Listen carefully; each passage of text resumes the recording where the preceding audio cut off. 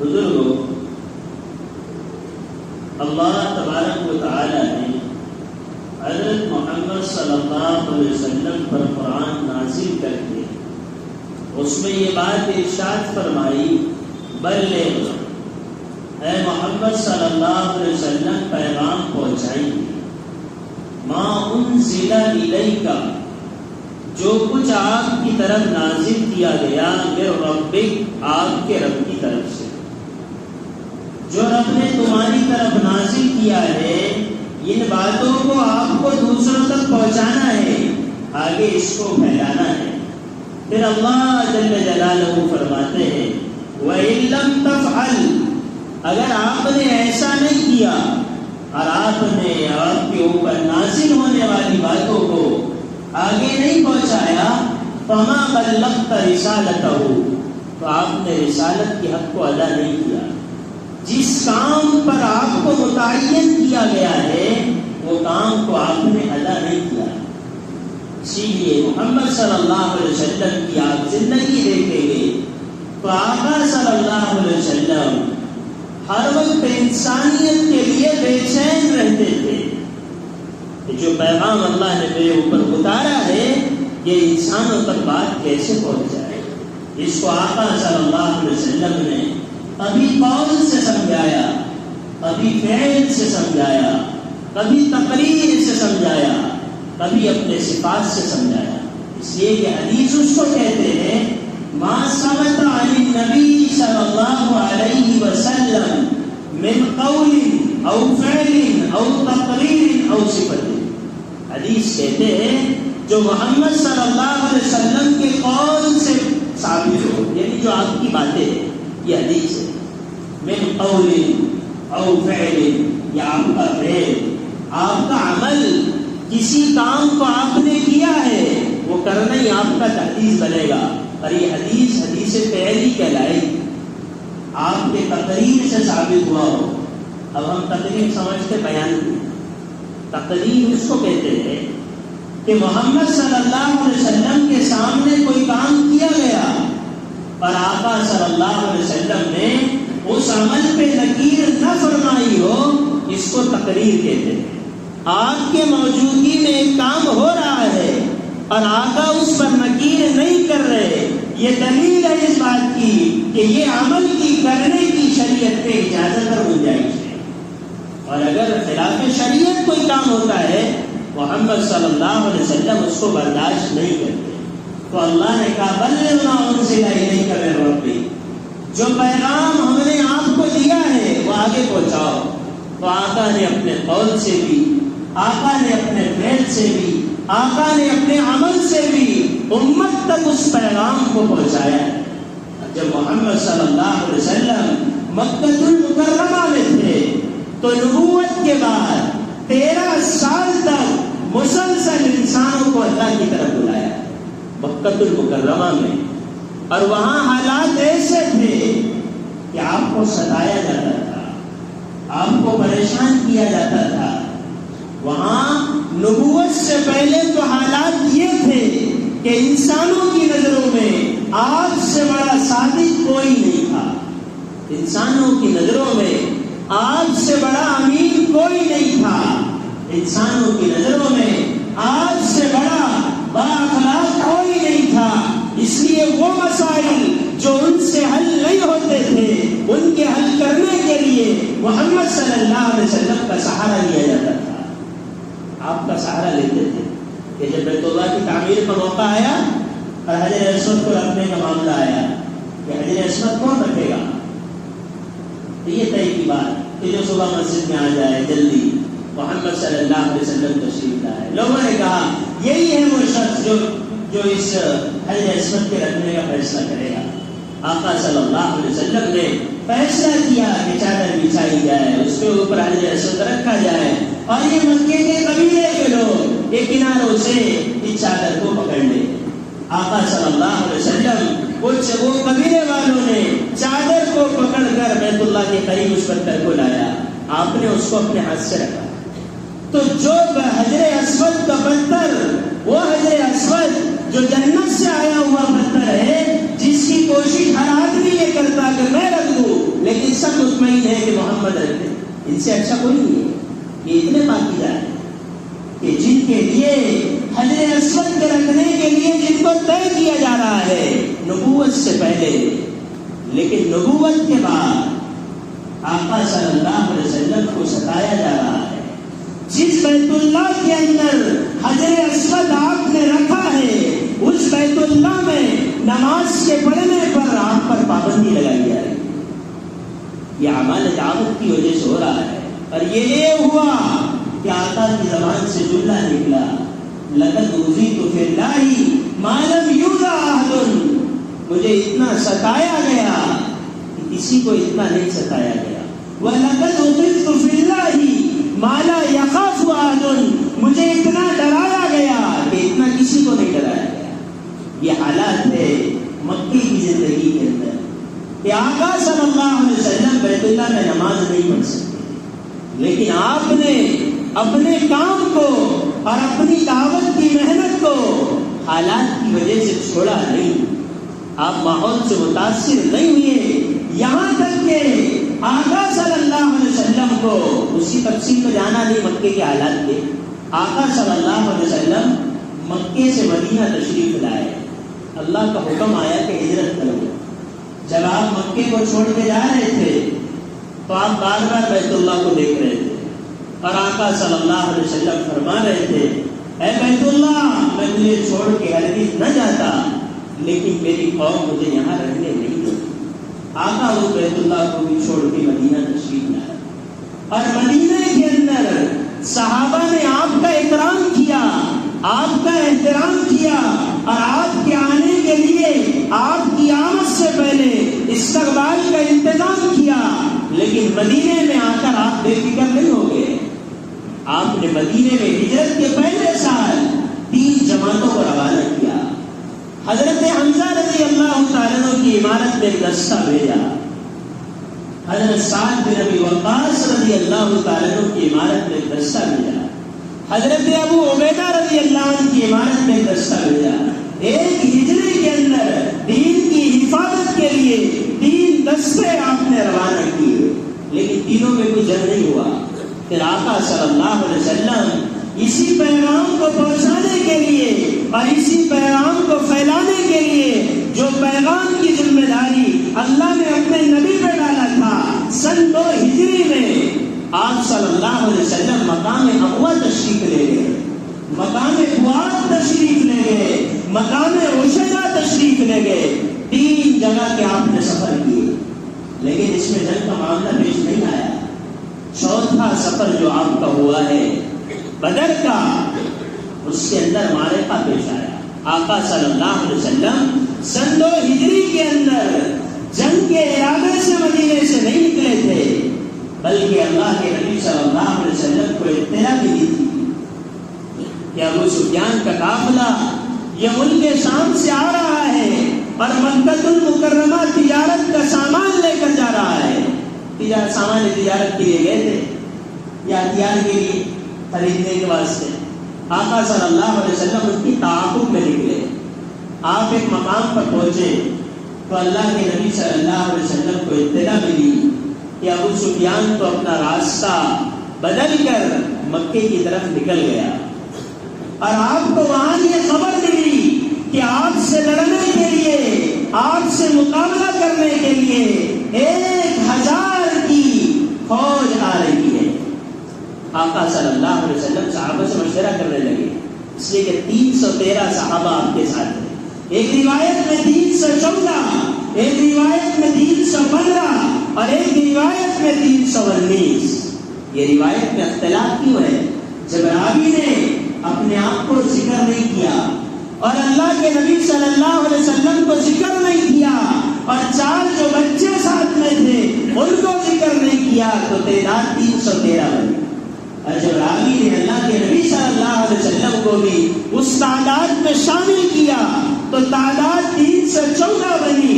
اور جب راوی نے اس تعداد میں اپنے آپ کو بھی شمار کیا تو تعداد 315 بنی. جب راوی نے وہ جو 4 بچے ساتھ میں تھے ان کو بھی شمار کیا تو تعداد 319 بنی. یہ روایتوں کا اختلاف اس طرح ہوا کرتا ہے. آقا صلی اللہ علیہ وسلم نے صحابہ سے مشورہ کیا کہ ہم تو جنگ کے لیے نکلے نہیں تھے، لیکن 1000 کی فوج آ رہی ہے، 700 اونٹ ان کے ساتھ ہے، 70 گھوڑے ان کے ساتھ ہے، ہتھیاروں سے وہ لیس ہے اور مقابلہ کرنے کے لیے آ رہے ہیں۔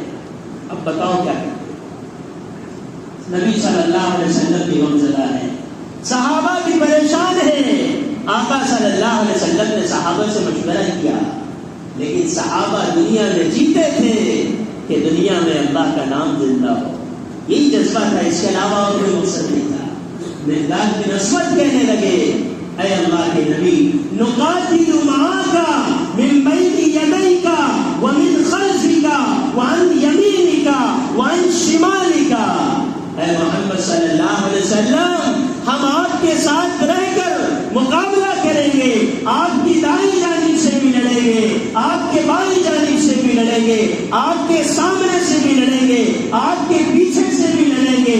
لا نقول کما قال قوم موسیٰ اذهب انت وربك فقاتلا انا هاهنا قاعدون، اے محمد صلی اللہ علیہ وسلم، یہ وہ جماعت نہیں ہے جو موسیٰ والی جماعت ہو کہ جب موسیٰ علیہ السلام کو اللہ نے یہ کہا تھا کہ اے موسیٰ تم اپنی قوم کے ساتھ قوم عمالقہ کا مقابلہ کرو، وہ بڑے لمبے چوڑے لوگ تھے، تو قوم موسیٰ کہنے لگی ہم مقابلہ نہیں کر سکتے، اذهب انت وربک، تم جاؤ اور تمہارا رب جائے، فقاتلا، تم قتال کرو، وَإِنَّا هَاهُنَا قَاعِدُونَ، ہم تو یہاں بیٹھے رہیں گے، ہم موسیٰ والے لوگ نہیں ہیں، ہم محمد رسول اللہ والے لوگ ہیں، ہم تو آپ کے ساتھ رہیں گے، آپ چلیے۔ آقا صلی اللہ علیہ وسلم وہ چھوٹی سی جماعت کو لے کر 313 صحابہ کو لے کر آپ صلی اللہ علیہ وسلم مکان بدر میں پہنچے۔ آپ سے پہلے وہ فوج وہاں پہنچ گئی، انہوں نے پانی پہ قبضہ کر لیا، جہاں پانی تھا وہ جگہ انہوں نے اپنی فوج کو رکھا، صحابہ پانی کے لیے بے چین پریشان۔ اللہ کے نبی صلی اللہ علیہ وسلم نے اللہ سے دعا کی، اللہ سے فریاد کی، تو اللہ کی طرف سے آسمان سے بارش ہوئی۔ صحابہ نے اس آنے والے پانی کو چھوٹے چھوٹے گڑھے کر کے گڑھوں میں اس پانی کو جمع کیا۔ آقا صلی اللہ علیہ وسلم دعا میں مصروف تھے، اے اللہ، یہ چھوٹی سی فوج 313 کی 1000 تقریباً ان کے مقابل میں ہے، یہ ہتھیاروں سے لیس ہے اور میری جماعت ہتھیاروں سے خالی ہے، وہ تو ساز و سامان سے بھرے ہوئے ہیں اور یہ ساز و سامان سے خالی ہے، وہ مقابلے کی نیت سے آئے ہیں، یہ صرف لشکر کے تعاقب کے لیے آئے تھے، لڑنے کے لیے نہیں آئے تھے۔ لیکن وسائل سے نہیں مقابلے کیے جاتے، اللہ کی نظر، اللہ کی ذات پہ نظر رکھ کر اور اندر کے جذبے کی بنیاد پہ مقابلے ہوتے ہیں۔ نبی صلی اللہ علیہ وسلم دعا کی اور آپ دعا میں مصروف رہے، ساری رات دعا کرتے رہے اور اتنا گڑ گڑایا اور اتنا رویا کہ آپ کی زبان سے جملے نکلے، ان تولک هذه العصابة لن تعبد على الارض ابدا، اے اللہ اگر یہ جماعت ہلاک ہو گئی تو زمین پر تیرا نام لینے والا بھی باقی ہی رہے گا۔ ابو بکر رضی اللہ نے اللہ کے نبی کو ہاتھ ملایا بدن کو، فرمایا حسبک یا رسول اللہ، اے اللہ کے نبی بس بس بس، اللہ آپ کو ضائع نہیں کریں گے۔ پھر آقا صلی اللہ علیہ وسلم جلال کے ساتھ اور جوش کے ساتھ اس عریش میں سے نکلے جو آپ کے لیے چھوٹا سا خیمہ بنایا گیا تھا جس میں آپ دعا کر رہے تھے۔ آقا صلی اللہ علیہ وسلم نے فرمایا سَيُحْزَمُ الْجَمْعُ وَيُوَلَّوْنَ الدُّبُرَ، اللہ ان قریب ان کو پسپا کرے گا اور یہ پیٹ پھیر کے بھاگیں گے۔ آقا صلی اللہ علیہ وسلم نے سب بندی کی اور خبر سنائی کہ اگر تم جمو گے تو تمہارے جمنے پر اللہ کی مدد آئے گی، اور مدد کا انتظام یہ ہوگا کہ 1000 فرشتوں کو اللہ تمہارے لیے بھیجے گا۔ پھر فرمایا اَيَّمُدَّكُمْ بِثَلَاثَةِ آلَافٍ مِّنَ الْمَلَائِكَةِ، 3000 فرشتوں کو بھیجے گا۔ جب آقا کو خبر ملی کہ شیطان اپنے لشکروں کو لے کر 5000 کی فوج لے کر دشمنان اسلام کی مدد کے لیے آیا ہے، تو اللہ کی طرف سے اعلان ہوا 5000 فرشتوں کے ذریعے تمہاری مدد کی جائے گی۔ سوال کہ ایک بھی فرشتہ کافی تھا؟ اتنوں کی کیا ضرورت تھی؟ اس کا جواب یہ ہے کہ بغیر فرشتے کی بھی اللہ مدد کر سکتے تھے، فرشتوں کی کیا ضرورت ہے؟ اس کا دوسرا جواب یہ ہے کہ اللہ نے صحابہ کے دلوں کے اطمینان قلوب کے لیے یہ بات فرمائی تھی کہ 1000 3000 اور 5000 فرشتوں کو بھیجیں گے۔ یہ مدد کا اللہ کے نبی نے اعلان کیا اور سب بندی ہو گئی، صفِ آراستہ، ادھر سے اسلام کی ادھر سے کفر کی۔ ابتداءً ایک ایک آدمی کا مقابلہ ہوا، ادھر سے 3 آئے، ادھر سے عتبہ، شیبہ، ولید، ادھر سے حمزہ رضی اللہ عنہ اور علی رضی اللہ عنہ اور ابو عبیدہ بن الحارث رضی اللہ عنہ، یہ 3 ہو گئے، ادھر سے 3 آئے، ایک ایک کا مقابلہ ہوا۔ صحابہ نے جو بھی مقابلے میں آئے تھے ان کو ہلاک تباہ برباد کر دیا، جہنم رسید کر دیا۔ حضرت حمزہ کے جو مقابلے میں آیا اس کو ختم کیا، حضرت علی کے جو مقابلے میں آیا اس کو ختم کیا، حضرت عبیدہ بن الحارث کے جو مقابلے میں آیا اس کو قتل کیا، لیکن اس نے آپ کے پیر پہ وائر کیا تھا، جس کی وجہ سے تھوڑی دیر کے بعد آپ کو شہادت نصیب ہوئی۔ تو وہ کافر کہنے لگے اگر ایک ایک سے مقابلہ کیا جائے گا تو یہ ان کی فوج ہم پر غالب آ جائے گی، اس لیے ایک بار ہی حملہ کرو۔ تو ایک بار ہی حملہ ہوا، ادھر سے صحابہ کی جماعت نے حملہ کیا، لیکن صحابہ کی جماعت کی جمنے پر اللہ نے صحابہ کی مدد کی اور 313 صحابہ ان ہزاروں پر غالب آ گئے، جس میں سے کافر لوگ میدان چھوڑ کے چلے گئے، 70 کو قید کیا گیا اور 70 کو جہنم رسید کیا گیا، 70 کو جہنم رسید کیا گیا اور 70 کو قید کیا گیا اور باقی سب بھاگ گئے۔ اور ان کا جو کمانڈر تھا ابو الحکم، جس کو ابو الحکم کہتے تھے، ابو جہل کو ابو الحکم اس لیے کہتے تھے کہ اس کا فیصلہ آخری فیصلہ ہوتا تھا، ان کو قتل کیا۔ ان لوگوں نے جو معصوم سے 2 بچے تھے، معاذ اور معوذ، ان کے ذریعے سے اللہ نے اس کو جہنم رسید کیا۔ یہاں عمر نہیں دیکھی جاتی، یہاں جذبے دیکھے جاتے ہیں، یہاں آپ کی صلاحیت نہیں دیکھی جاتی، یہاں اندر کا غم دیکھا جاتا ہے۔ کیا کہا معاذ نے؟ عبد الرحمن بن عوف سے بخاری کی روایت ہے، فرمایا ہے عبد الرحمن چچا جان یا امی، میں نے سنا، سمیتو، میں نے یہ بات سنا، یسب ابو جہل النبی صلی اللہ علیہ وسلم، وہ نبی کو گالیاں دیتا ہے، اگر وہ تم کو نظر آ جائے تو مجھے بتا دینا، لیکن اس طور پہ کہ کوئی دوسرا آپ کی بات کو نہ سنے۔ حضرت نے فرمایا ٹھیک ہے، بازو سے بچہ دوسرا معاذ ادھر معاوض، اس نے کہا اگر ابو جہل میدان میں نظر آئے تو مجھے اطلاع دے دینا۔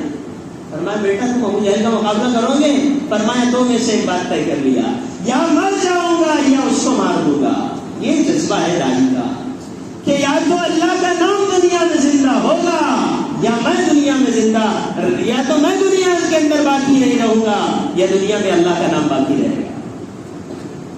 اور بچوں کو جو انہوں نے بتایا کہ یہ تمہارا مراد جس کا تم نے ارادہ کیا وہ سامنے سے جا رہا ہے، اللہ تعالیٰ نے ان دونوں بچوں کے ذریعے سے ابو جہل کو جو ان کی حکومت، ان کی جماعت کا کمانڈر تھا اور ان کا سردار تھا، ایک بچے نے اس سواری پر حملہ کیا اور ایک نے ابو جہل پر حملہ کیا، دونوں نے اس کو ٹھنڈا کیا۔ حدیث کے الفاظ حتی وردا، دونوں نے ٹھنڈا کر دیا۔